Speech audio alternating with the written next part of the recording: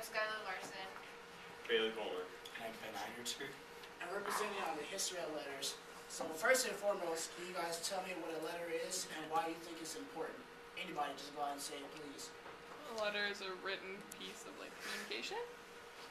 Okay, why do you think it's important? If you think it's important. Well, because you want to communicate with people and you gotta let them know what's going on. Okay, thank you. You're welcome. All right, so the actual dictionary definition of a letter is a written or printed communication addressed to a person or organization is usually transmitted by mail. So we have a nice quote that we found when we were doing research, and it states, observers have lamented the fact that people don't write letters anymore, yet letters have described most of the century's major events or reflected upon most of the social and cultural trends and have been written by most of its principal figures. Letters are what history sounds like when it is still a part of everyday life. And so this quote pretty much explains what we're going to go through later on, which illustrates the downfall of letters, per se. So the purpose of letters. Letters bring friends or relatives closer together. They enrich personal relationships, and they provide a satisfying meaning of self-expression. Letters contribute to the protection and conservation of literacy, which is the ability to write and read. So here we have a brief outline of what our presentation is going to go over. We're going to have the early development of letters, as well as the middle-age development of letters, and then modern development of letters. So this is illustrating how letters change over time. So I'm going to start off with the early development. So why am I going to cover going way back before there was even paper letters sent to each other through mail? I'm going back before even writing this down. But like Anthony said, the purpose of letters is to communicate with family and friends and share information to each other and stay connected. And before anyone even wrote anything down, people tried to preserve memories and traditions through songs, storytelling, and initiations. Later, they actually started writing things down. They indented in clay, they knotted cords, and marked stones in wood to record this information and pass it down to others to share this information. So these are kind of like ancient forms of letters when I was researching what I would consider. Now, writing was independently born in different parts of the world. The first people known to write were the Egyptians and the Sumerians. The top right corner, you'll see what is called cuneiform script. Cuneiform means wedged markings. And this was done, you can see like these wedges, they would carve and have a blunt reed to carve into clay tablets. And this is the earliest form of writing that we know of. Now during the Roman era, the alphabet was introduced. Over this large time period, the first known or first recorded handwritten letter, according to the historian Hellenicus, was written by the Persian queen Atossa in around 500 BC. So that's really the first dot of an actual letter on the timeline. Now, materials for letters evolved over hundreds of years, thousands of years. Compared to carving things in and writing things down in stone, leaves and bark from plants were a great advancement. It was a lot easier for people to write things down and transport it. And up on the screen is papyrus, and that became one of the really popular writing materials in its age. Papyrus became so popular in the country of its origin, which was in the east, that they created a law that it was not allowed to leave that area. So over in the west, they had a great shortage of writing material, so they had to come up with something else, and that is how vellum and parchment, which are made from animal skins, were introduced. During the 12th century, cotton paper became commonly used. It was invented earlier before that, but that's when people really started picking up and using that material. Then in the 14th century, writing materials were greatly advanced through paper from linen rags, and this was used hundreds of years on from that point because it was so it was just a great material. Now, delivery for letters came in all different forms during this early age. Delivering letters was really only for the wealthy and those in power because it was just very unique and they didn't have a system of delivering. So it was very secluded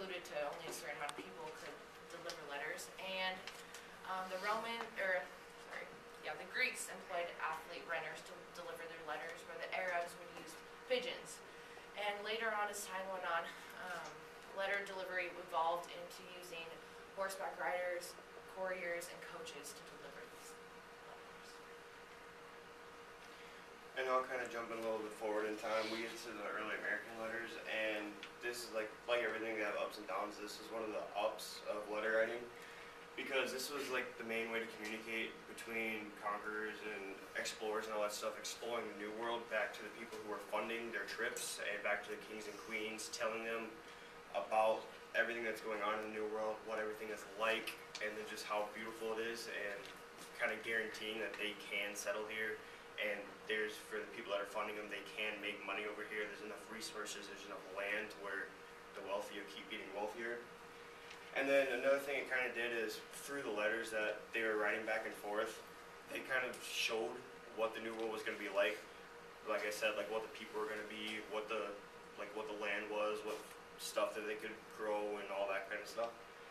And then kind of the main people that I read who were sending stuff was Christopher Columbus and Amerigo Vespucci, where they both wrote back to their king and queen, describing the New World. And Christopher he talked a lot more about the native people and about how they were more willing to like kind of convert over to Christianity, and they were just saying about how anything and everything that they want is over here. And that's kind of what he was talking about too.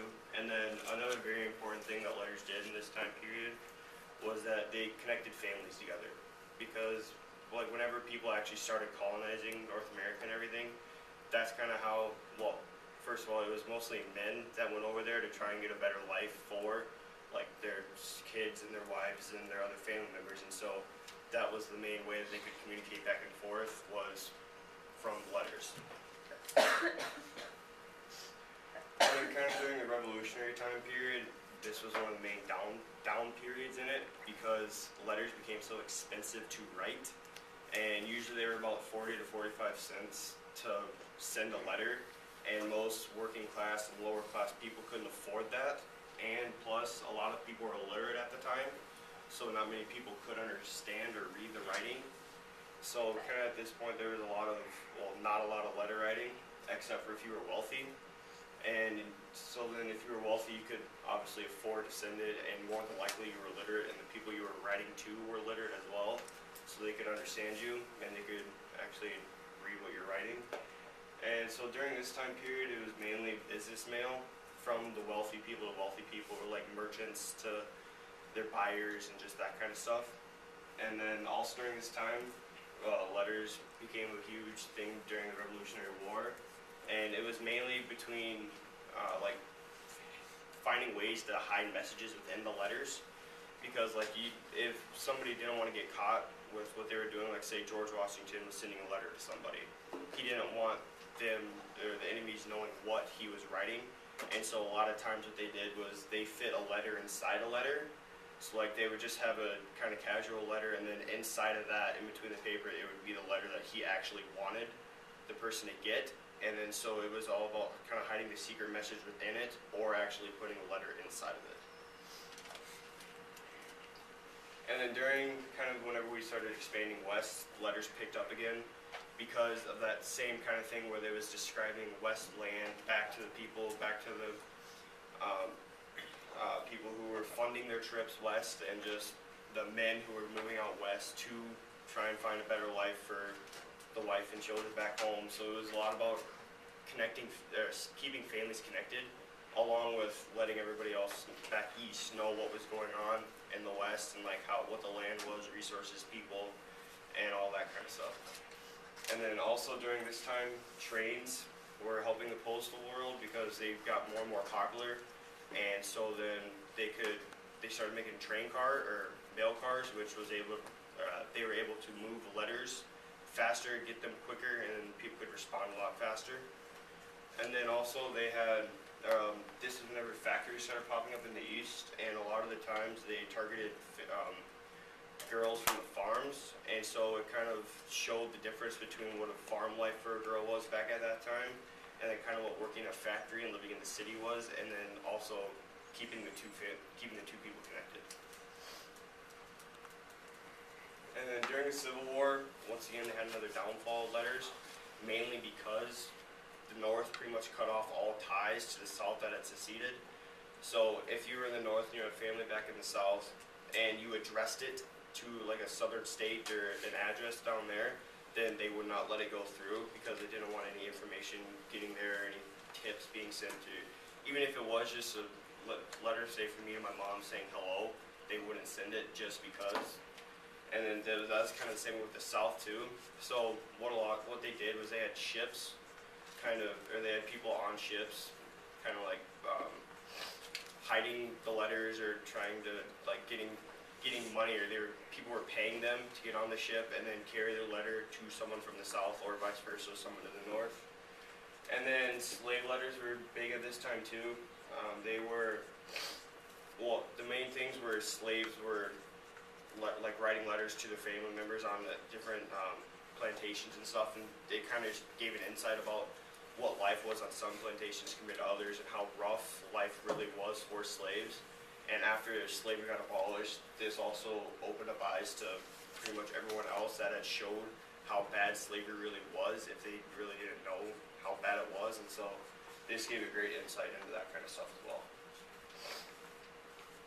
And then going to World War I and II, once again, we have another upside because there were a lot of letters being sent back and forth from soldiers who were overseas back to their families, letting them know everything was okay and just making sure that everything was back home was just fine. And then it also gave an insight about what was really going on overseas to some people, because not a lot of people really understand what goes on during stuff like this, and so it kind of helped give an insight about what was really going on, about how bad things were, what they all seen, what they had all done, and so it kind of opened a lot of people's eyes.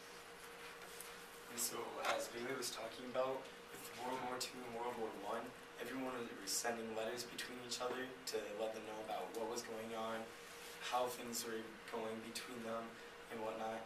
But then, following that, there was a huge decline in the amount of letters that were coming out and going in because of all the people that were coming back from the wars. And so, this was really the biggest decline in letter writing and letter sending, because people were coming back, you really didn't need to send letters. And I'm not trying to say that it's all going extinct now, because you still have wars going on, people are overseas, you still are sending letters to them, they still want to hear from you. Other than just sending letters, we also send care packages and other sort of stuff like that. And so, because this was a decline of letter writing, we start to think, well, what really caused that? And it wasn't just the people that were coming back overseas, but today we have so much more modern technology now. We have social media, telephones, cell phones, computers, you name it. And that's really taken over a lot of what letter writing has been before. And mainly because of that, it's just been the fact that you can contact someone quicker and you can get a response from them faster, rather than having to write out a letter, have it sent to them, wait for a response from them, have it come back to you, and then you'd be able to finally read the final product of it.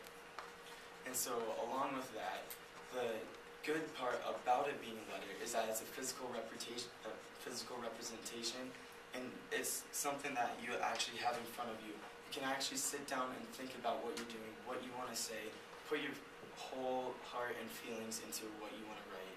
And that's what creates a better bond between these people when you write a letter to them, rather than, just going on Facebook, typing, hey, what's up, to your friends, and other stuff like that.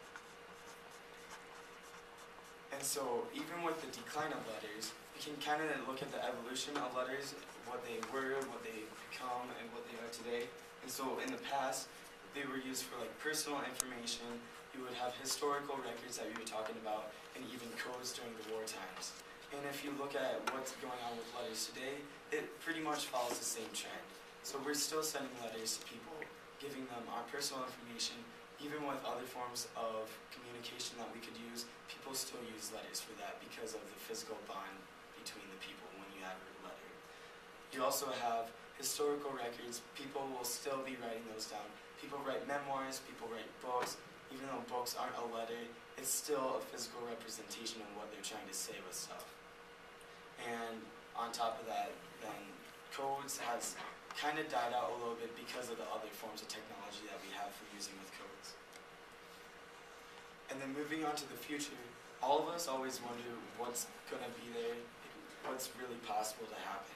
And when our group sat down and discussed all this stuff, like everything that we were researching, we realized that, you know, even with today in society, all the technology that we have and everything that's going on, we still have letters around. So why would they disappear now? Why would they disappear then? Why would they disappear tomorrow? I believe that they will be sticking around because of the physical representation, because they're that much better than other forms of communication. Even though it's not direct contact with the person that you're trying to speak to, it's still something that holds an emotional bond between the letter writer and the reader. So going off of what Ben said, this is the physical evolution of letters and how they've changed over time. And so, as he said as well, letters has its ups and downs. Like people use them during the early ages, during the Middle Ages, and now. So now we're really not using letters. We use, because of technology, we use cell phones, emails, and everything else. But I feel like letters should still be important. It's a more intimate way to talk to somebody else. So does anybody have any questions? I don't know if it was made mention before. What's papyrus made out of? I think it was like a woven material, and it was, they said there was a form of it earlier on, but when it became really popular was they, like, were weaving two materials together, which made it a lot more strong, but it was also flexible, so you can like roll it up and transport it, so. Yeah, papyrus was like one of the first forms of like paper, you could say. It was made out of like a sort of cloth type material, and then like as it came closer and closer to modern times, then it actually became more of like a wood pulp based material, which is where paper came from. Any other questions? Yes. So, do you guys think that, I guess I don't really know how to phrase this question, that like professional writing is more common, I guess not necessarily professional, but I guess in the workplace? Do you think letters are more needed there than personal writing? Or, I guess I think Stop physical, for a second. I haven't mentioned this before, but this is a good time to do it.